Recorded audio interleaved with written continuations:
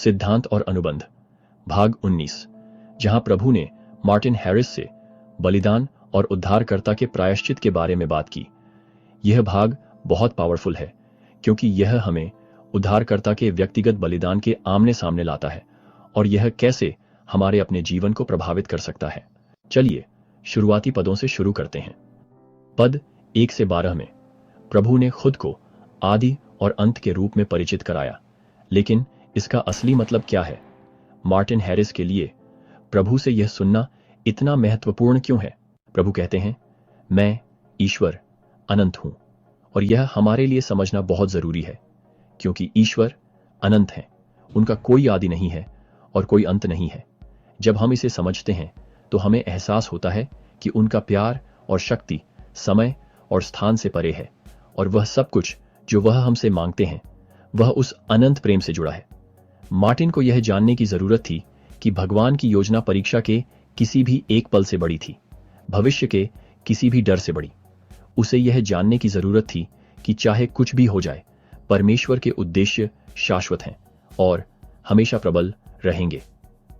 आज हमारे लिए भी यही बात है।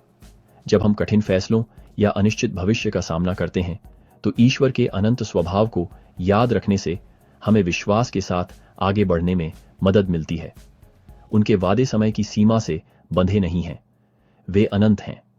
जैसे जैसे हम पढ़ना जारी रखते हैं, 15 से 20 पदों में हमें मसीह के दुखों का सबसे अंतरंग वर्णन मिलता है।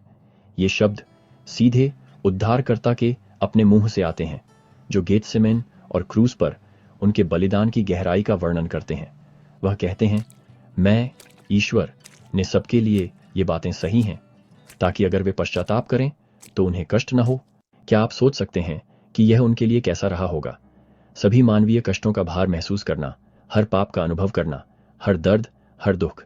उद्धारकर्ता यह सब भुगतने के लिए तैयार थे, इसलिए नहीं कि उन्हें ऐसा करना था, बल्कि इसलिए कि वह हमसे प्यार करते हैं।